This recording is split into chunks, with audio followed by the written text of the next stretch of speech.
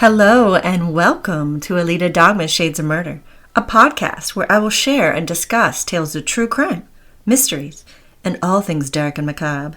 If you eat, play, and dream in shades of murder like me, then welcome, my kindred spirits, to your new podcast home. If you enjoy this show, please remember to like, share, comment, and subscribe so I can present more stories to you and we can all embrace the allure of the darkness together. All of my social media and contact information you can find in the links below. Please be forewarned that each episode contains specific and at times very graphic and disturbing details of the case and may not be intended for all audiences. I selected this case to be my first for two main reasons. First, it is one of the most vile stories of the abduction, rape, and murder of innocent children.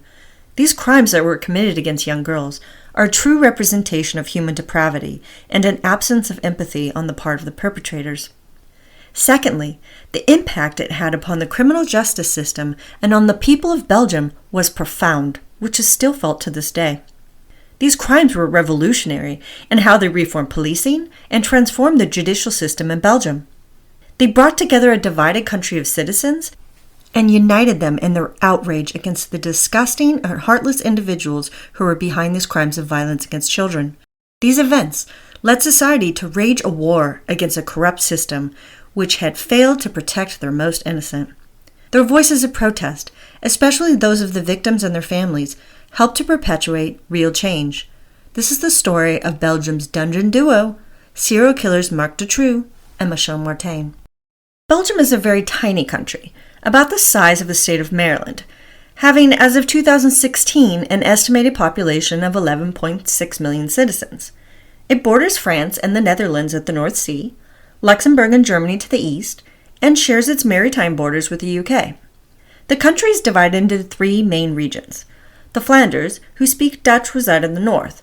The French-based Wallonia live in the south, and the third live in Brussels, which is bilingual and is also the largest city and capital of Belgium. There is also a small area in the east where German-speaking citizens live. The long-term tension between the Flanders and the Wallonia have led to their formal recognition and granted autonomy under the Belgian constitution in recent years.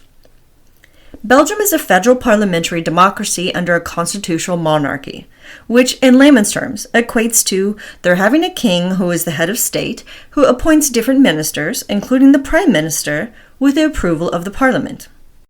It is a beautiful country, world-renowned for its decadent Belgian chocolate, beers such as my personal favorite, Stella Artois, and its golden fluffy waffles. With over 3,000 castles, it also holds the record for the largest number of castles per kilometer than any other country in the world. It is also considered the capital of Europe, with NATO and the European Union both calling it home. However, amongst this picturesque setting of castles pulled straight out of fairy tales, homes reminiscent of colorful gingerbread houses, surreal canals, and cobblestone streets laid layers of darkness. Belgium in the 1980s and 1990s was immersed in an atmosphere of chaos and ideological division, riddled with racism and violence and on the brink of anarchy. In 1980, there were several vicious attacks on the Jewish community in Belgium. There was one particular incident where Syrian-born terrorists launched a grenade into a group of 40 Jewish schoolchildren who were waiting outside with their parents for their bus to summer camp to arrive. A 15-year-old boy was killed, and 20 others were injured in this assault. There was also rising violence against the irate IRA, with ambushes made upon the British government and targeted assaults on its soldiers. Between 1982 and 1985, there were 18 assaults committed by three men who were later known as the Giant, the Killer, and the Old Man, which predominantly took place in grocery markets in the Belgian Brabant. These crimes would culminate in the deaths of 28 individuals and physical harm brought to an additional 40. It was believed by many that these attacks were perpetuated by the extreme right, with the goal of bringing further instability to an already broken Belgian society. On the flip side were the Communist Competent Cells, which was a terrorist organization fueled by Marxist-Leninist ideology. This group committed 28 bombings and other assaults on anyone they deemed to be an anti-communist, including NATO, American businesses, and the Federation of Belgian Enterprises. Although none of these events may be directly related to the crimes of Marc Dutroux and Michel Martin, it is important to paint a picture of the splintered culture and the dangerous social landscape of their time. The sequence of events of these criminal atrocities began on June 24, 1995, when 8-year-old friends Julie Lejeune and Melissa Rousseau from Grès-Saillant disappeared while on a walk. The gendarmerie, which was a quasi-military force that operated under the Federal Home Affairs Minister, was initially given the case, but very little headway was made. This was deemed unacceptable to the parents of these little girls, who did everything within their power, including making personal and financial sacrifices to find their children. Now, with only 2 months' time, in late August of 1995, 2 girls in their late teens, Anne and Effie, would disappear. On holiday in Flanders with their parents, the girls attended a hypnosis show by themselves one night and never returned. There was no evidence as to where they had gone. They had merely disappeared. Then on May 28, 1996 in Tournai, in the early morning hours, 12-year-old Sabine Dardenne was on her bike traveling to school when she suddenly vanished without any sign of where the little girl had gone.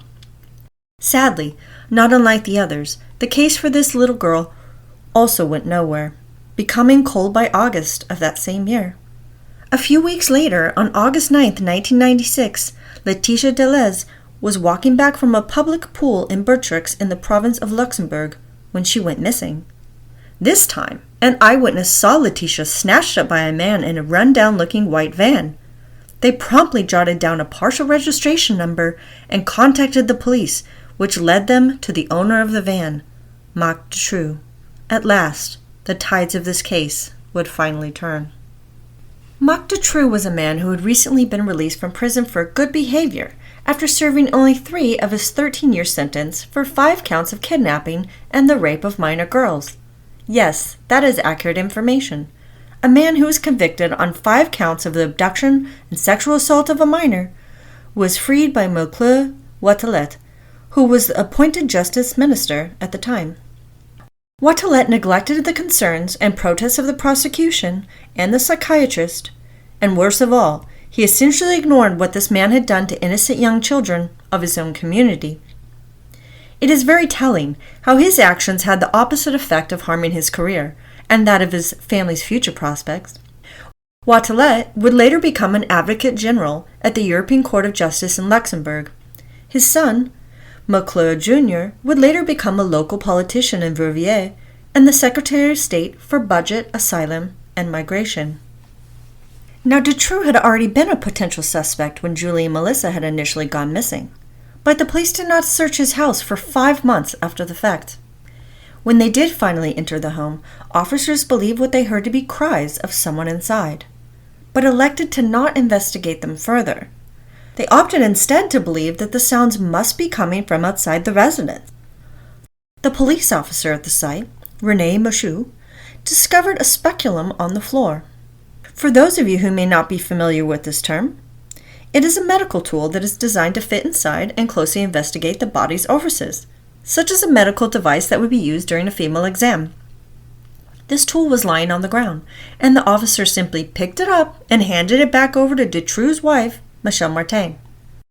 The police officers also confiscated videos which were later discovered to have never been watched, and if they had been, the investigators would have clearly seen Dutroux building the dungeon in which he would later enslave the girls.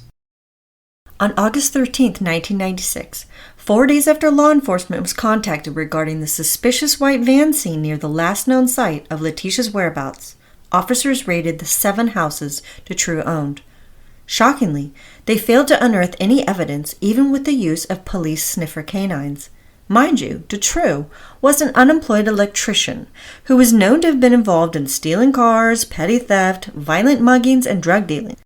So how is it possible, you may be wondering, that a known convicted criminal purchased 7 properties, and that in itself was not something to be looked into a bit closer? I find this fact very troubling, suspicious, and bizarre in itself. The police on the same day of the raid arrested Dutroux, his wife Michel Martin, and Michel Lelivier, a junkie and small-time thief, who was known to be fully dependent upon Dutroux for his own personal lifestyle. The initial interrogation of Dutroux was done by Michel Dumoulin, a gendarmerie officer who, in his own words, took his time building up a relationship of trust with the suspect. Something worked in this approach, because 2 days later, Dutroux confessed to holding Letitia captive. Much to the surprise of the investigating officer, Dutroux said to him, "I'm going to give you 2 girls." From there, he led police back to his home in Marcinelle, an old mining town, where inside lay a dungeon he crafted together on his own. Dutroux would later proudly describe how he utilized his electrician skills to make a practically invisible cellar. Within an old water cistern, hidden behind a shelving unit, which was only 1 meter wide, 1.6 meters tall, and just over 2 meters long, were Sabine and Letitia, terrified and filthy, but alive. Little did the police and the people of Belgium realize that this was the beginning of a real-life horror story for 6 young girls.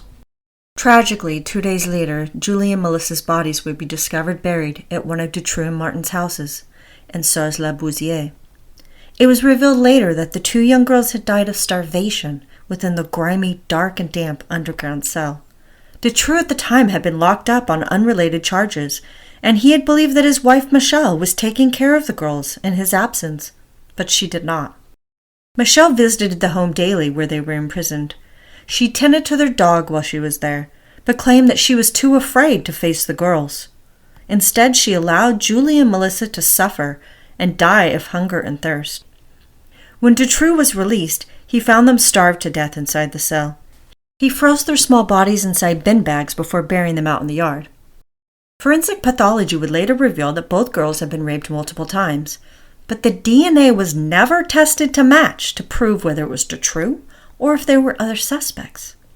It would be 17 days later on their property in Jumet near Charleroi where the bodies of teenagers Anne and Effie were located. Allegedly, after sharing a bedroom with Julie and Melissa for a month, Dutroux decided to get rid of them. With the help of his accomplice, Bernard Weinstein, they buried the 2 teenagers alive. The police found buried within the same area his accomplice Bernard Weinstein, who had been a suspect in a vehicle theft. It was believed that the police could have connected Dutroux to the crime, so he allegedly murdered him to avoid police interest. Ironically, this is the same crime for which they would incapacitate Dutroux for 4 months for, leaving Julie and Melissa to face their fate at the neglectful hands of his wife Michelle Martin. Dutroux claimed he was a component of a child sex trafficking ring that involved high-ranking officials of the government. Dutroux specifically alleged that an individual named Jean-Michel Nahoul was his inside link to the child sex trafficking ring. Nahoul, a Brussels businessman and owner of a local pub, was a well-known presence at these sex parties. He self-described himself in an interview as the monster of Belgium and claimed to have information on such important and powerful individuals who were involved that if revealed, he could bring down the government. However, there was little investigation conducted into the allegations of a child sex trafficking network. Potential leads of such an operation were largely ignored and very likely concealed. Michel Lelivier, Dutroux' accomplice, also corroborated his story about this child sex trafficking ring. Lelivier claimed that he and Dutroux had abducted Julie and Melissa at the specific request of someone else. While in prison, Lelivier had taken notice of how Dutroux and Jean-Michel Nahoul would often collaborate in the yard, which he informed the police about. Judge Connerat, who was investigating these allegations, believed that Nahoul was the brain, so to speak, behind the illegal child sex trafficking operation. Unfortunately, as some pieces began to unfold, Lelivier became frightened, alleging that he had been threatened to stop. Judge Connerat, who had been hailed as a hero by the community for finding the girls and arresting Dutroux, reached out and appealed to the victims of this exploitation to please come forward with what they had experienced. Regina Louf was the first of 10 victims to bravely share their story. In 1996, Regina Louf revealed to investigators that when she was 12 years old, her parents began to hand her off to a family friend, Tony Van den Berge. Berge was given a key to their home. He would pick her up after school on Fridays and take her to sex parties over the weekend, where men raped, abused, and filmed having sex with her. Louf explained to the police that it was a highly organized business with powerful, wealthy clients, such as a particular judge, one of the most prominent politicians, and a wealthy known banker in Belgium at the time. She offered the police names, specific details of the homes, apartments, and districts where she and other children were taken for illegal and illicit entertainment for the country's elite. Louf alleged that she and other underage kids were forced to be involved in acts of sadism, torture, and even murder, to which she offered names and details regarding the victims and the ways in which they were killed. She also spoke of one particularly sadistic individual who was a frequent organizer of these gatherings, one Jean-Michel Nihoulz, and a young drug dealer named Dutroux. Regina told of how Dutroux would bring girls and drugs to these parties, but who for the most part, she explained, sat to the side, keeping to himself. Once police began to investigate her story, Judge Conneret, the only person in the justice system who had proactively made any real progress in the case, was consequently fired for attending a fundraiser for one of the victims' families. He was accused of a conflict of interest and released from his position. The citizens of Belgium were enraged over Conneret having been let go. In response, Belgians revolted towards the system which had failed to protect their children from these monsters. Over 3 days, sit-ins, strikes, and riots would ensue all over the country. These protests would culminate in more than 250,000 people uniting together in protest at the Palace of Justice in Brussels. The parents of the murdered girls, those of missing children, and victims of predators came together to fight and unite a once divided Belgian community in what would later be known as the White March. In an invitation to all of Belgium, the parents of Dutroux's victims wrote, and I quote, "White will be our color, the symbol of our damaged and murdered children, of betrayed innocence, but also of a pacified society. Join us with a white flower or balloon as a sign of gratitude. We hope that this march will be a demonstration of peace and solidarity with all children." It was estimated that 1 in 30 Belgian citizens, which was around 300,000 people at the time, walked the streets to the capital that Sunday in silent protest. It was a massive sea of people holding white flowers and white balloons, dressed in white clothing, to remember the innocent lives lost. The voices of the parents of the missing and murdered children were the only speeches heard that day. The sheer magnitude and visually emotive power of this event can only be understood and felt through the images captured that day. I encourage you to look at the links I have provided. Soon after, it was discovered that one of the murders, its method, and the location of the incident, which had been described in painstakingly accurate detail by Regina Louf, was found to be linked to a cold case. The police had found evidence of the legitimacy of Louf's accusations.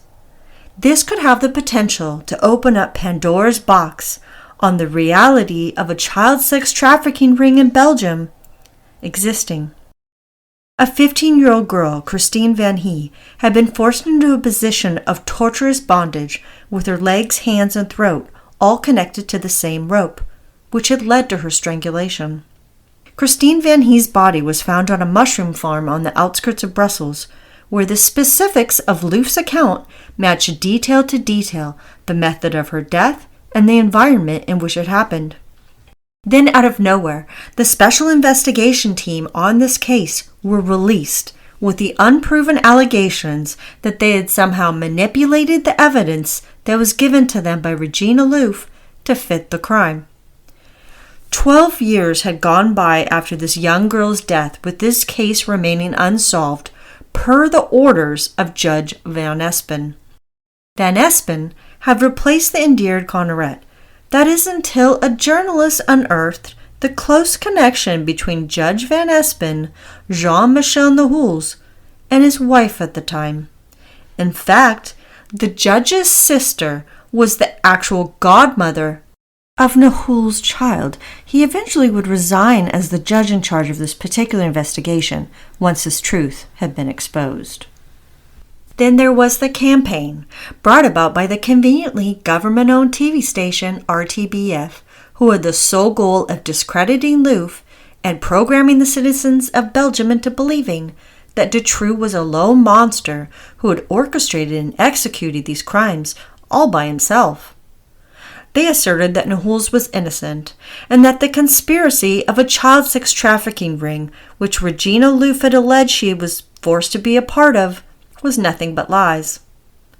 What was never exposed by the media, however, is that Regina Louf's parents had confessed to giving a key to their home and loaning their underage daughter out to their old family friend, Tony van den Bargay, whenever he pleased. Bargay himself also admitted this to be true. Yet the press nor the police ever pursued this twisted pedophile nor her parents to face any form of justice. There were also blatant attacks on Regina Louf's character, which portrayed her in an incredibly unsympathetic light, cast as this dreadful gothic character who told tall tales for attention. Due to this character assassination, judges would declare her to be an unreliable witness. Therefore, she will never be eligible to be called upon for her testimony in any Dutroux case or any case related to his accomplices or his associates. In fact, her allegations and the other 9 victims who had bravely come forward to the police with their own similar traumatic experiences have all been deemed meritless in a court of law. Dutroux himself has never denied keeping Melissa and Julie at his home, but he did fervently and consistently deny that he kidnapped, raped, or murdered either one of them.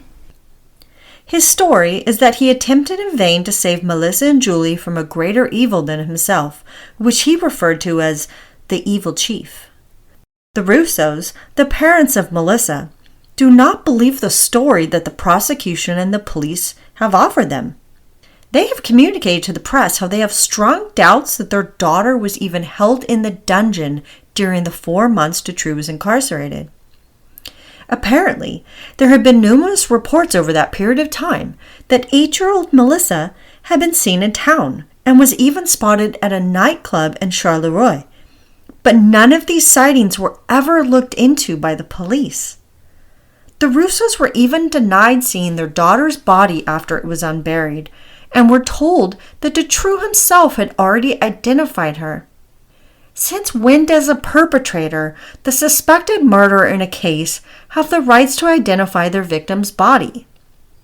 This does not only violate what I expect to be a forensic chain of command and legal protocol, but is an absolute slap in the face to a victim and their loved ones. In addition, there were also several unidentified hairs found in the cellar, which the new Judge Langlois refused to have tested.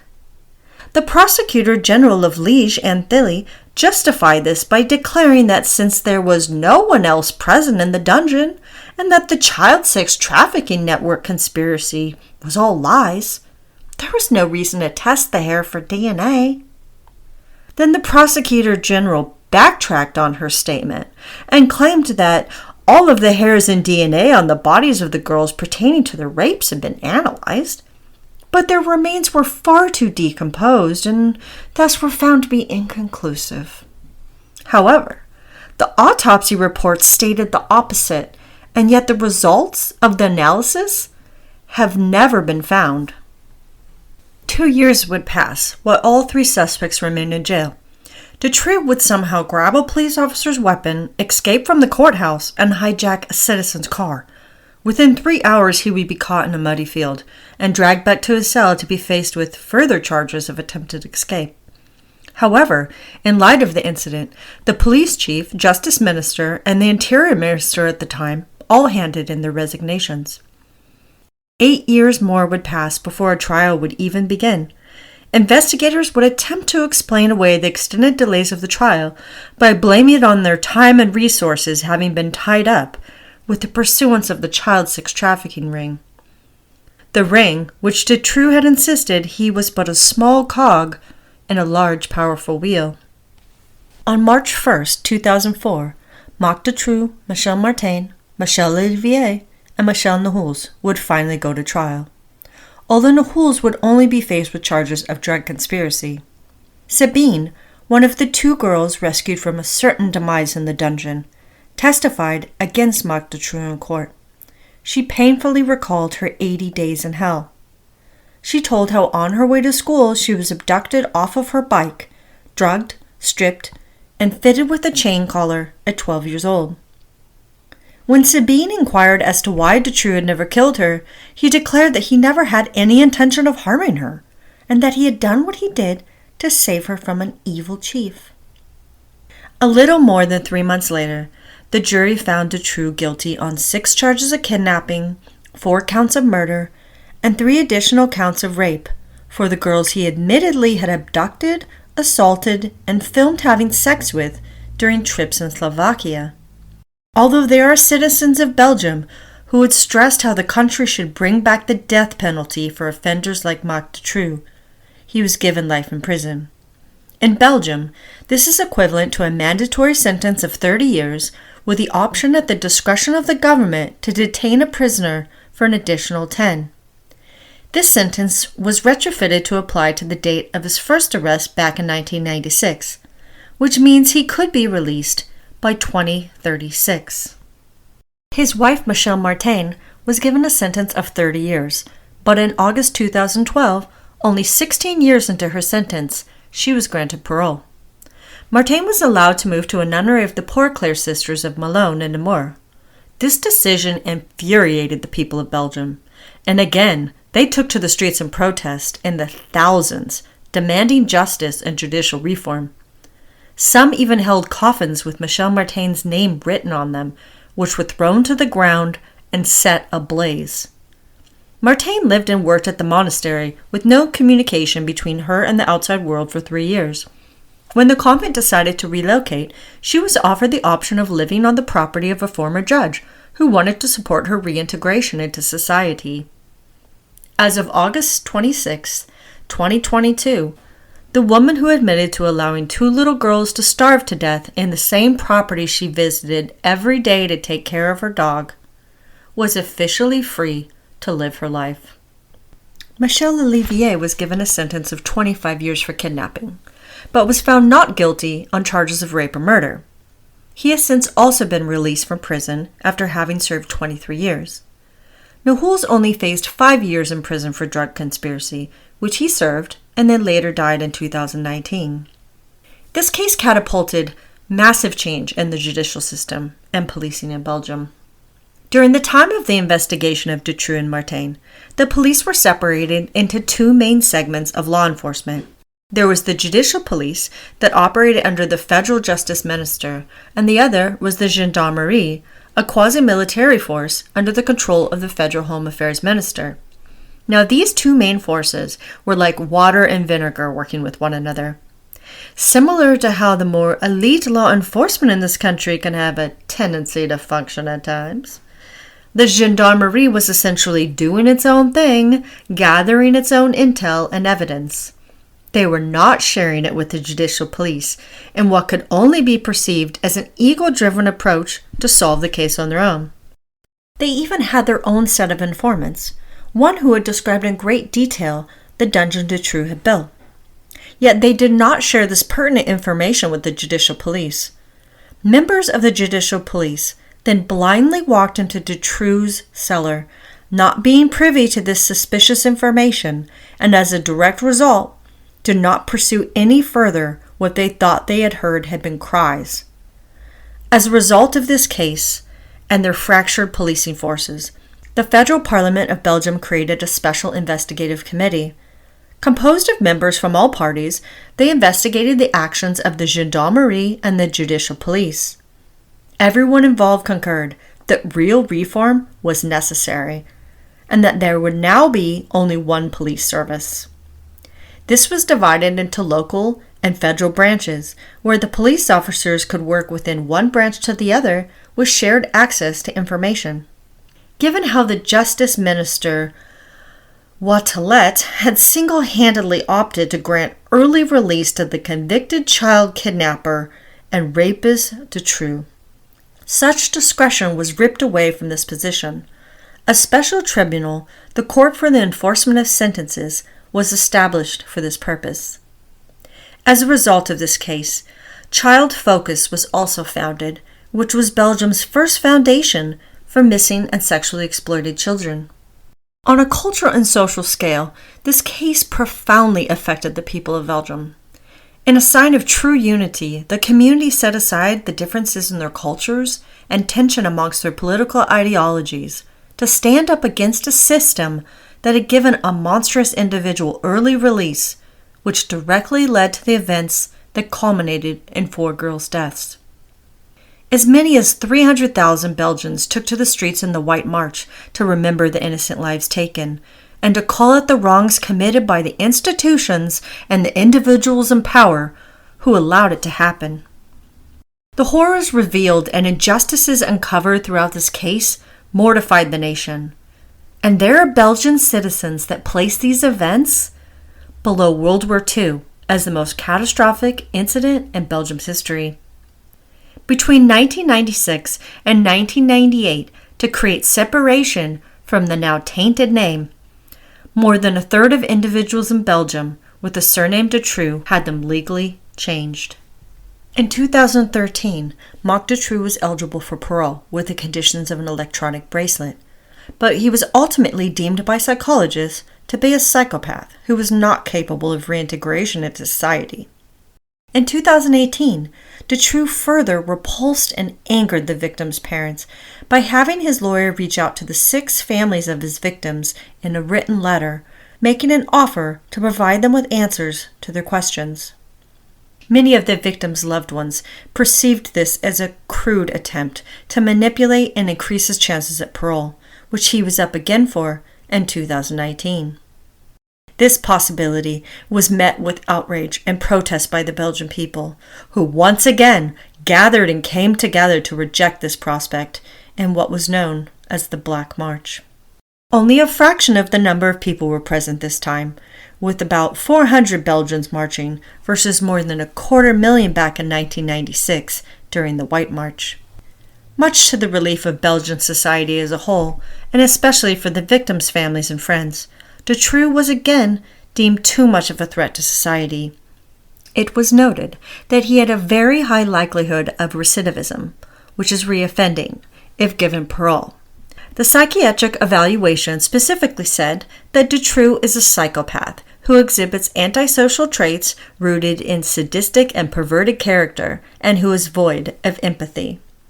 Both psychiatrists claimed that he was far too antisocial, dangerous to be around, and he lacked any desire to meet social norms. This was used to posit that he was not capable of being part of a network of others where he was given orders and taking direction. Of course, this analysis was utilized to further create doubt around his allegations of being part of a child sex trafficking ring. For this reason alone, it is difficult to digest and blindly accept their evaluation as a legitimate guide of psychopathy, not to mention how it gives rise to questions on who and what forces were driving their prognosis.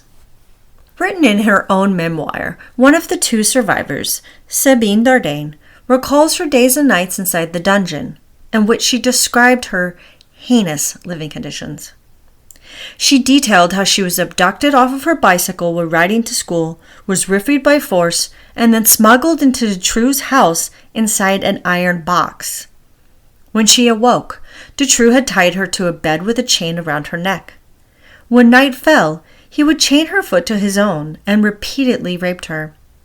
Sabine alleges that she never saw anyone else while she was at his home. Later, she would be imprisoned within the dungeon, a tiny space hidden behind a false wall within the cellar, with only a mattress inside. Every day she was given a jug of water, from which she could either bathe with or drink from, to which she chose the latter for survival. She was provided with a bucket to use whenever she needed to use the restroom. Sabine shared how Dutroux declared her as his new wife, and he told her to stop her whining when he sexually assaulted her. Sabine also expressed some genuine guilt over Letitia having been abducted.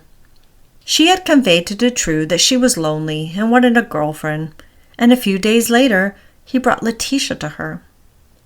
Sabine conveyed that she was ashamed of herself, that she believed him when he told her that her parents did not want her to return home, or that they did not have enough money to pay the evil chief who wanted to harm her.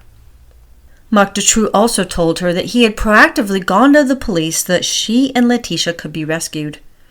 On the day she was found and released from the dungeon, she said goodbye to Dutroux and kissed him on the cheek, telling him merci.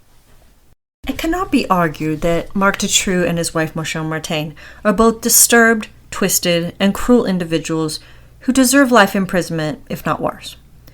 To what extent does Dutroux fit within the criteria of psychopathy? I don't think that is as clear as the psychiatrists attest to, since their analysis is potentially tainted by the conspiring forces surrounding this case. Marc Dutroux himself has also expressed how he didn't want to cause harm to the girls, and that he believed he was protecting them from a greater evil than himself, which is delusional at best and quite narcissistic given the grotesque and abusive conditions he kept the girls captive. I would like to note that I am not a licensed therapist nor a psychiatrist, but my studies in criminology and criminal justice, in addition to extensive research and in-depth analysis of these related issues, have provided me with a unique set of knowledge. From a criminological point of view, perpetrators of sex crimes often behold cognitive schemas to support their behavior. Cognitive schemas are when an individual creates set patterns of thought processes, which are rooted in previous life experience, which are then applied to interpret new information. For example, Dutroux's behavior appears to fit within cognitive distortions. This is when someone has an automatic thought process that assists in minimizing the severity of their actions. Child molesters may apply this way of thinking to justify their crimes committed against children by deluding themselves into believing they are educators to their victims. Rapists, on the other hand, distort their thought processes to believe that their victims secretly wish to be assaulted. What is distinct about Marc Dutroux's crimes against women is that he falls into both of these categories of sex offenders, which is pretty rare. But there have been evidence of such perpetrators who rape both children and adults. Now, if one is to believe in the presence of the child sex trafficking network, which was ultimately dictating and driving the actions behind Dutroux and Martin's crimes, then there is a high likelihood that they were both motivated by economic gain and potentially political power over other driving factors such as sexual motivation or control. Given that they owned 7 properties, which is very unlikely to have been purchased off the earnings of an unemployed electrician who was a known convicted criminal and petty thief, and his primary school teacher's wife, this theory of motivation holds more ground. Granted, I am merely speculating, based on what the research and investigative journalism has shown. Nevertheless, no matter what degree of power and influence lay behind the criminal network that may have funded and perpetrated these hideous atrocities committed against these girls, they do not negate or minimize the roles Marc Dutroux and Michelle Martin played. However, it is critical to point out and impossible to ignore that since 1995, there have been 20 individuals who were potential witnesses in connection to Dutroux who have faced unexplainable and unsolved deaths. I will leave this question for you to ponder upon, as only you, the listener, should decide for yourself, based on what you have heard today, who are the real monsters of Belgium? Were Marc Dutroux and Michelle Martin just a depraved and sick couple who committed these evil deeds of their own accord? Or was there a much larger criminal organization behind their behavior, aka Belgium's evil elite? I would like to extend a special thank you for the in-depth investigative journalism done by Alenka Frankel, which provided me with a lot of the important details of the case. Also, thank you to the Brussels Times, Euronews, The Guardian Online, and Spiegel International. Thank you so much for listening. Please feel free to reach out to me with any questions, comments, and suggestions you may have for the show. You can email me at alidadogmas_shadesofmurder@gmail.com. Find me on Instagram and Facebook at alidadogmas_shadesofmurder, and on Twitter at Shades of Murder. I appreciate each and every one of you for being here with me, and I am beyond thrilled to be your host. Until next time, be safe, and watch out for shades of murder happening on the streets next door. and especially inside your own home. Alita Dogma's Shades of Murder was created, written, researched, and edited by Alita Dogma. Music composed by Ashot Danilian, courtesy of Pixabay.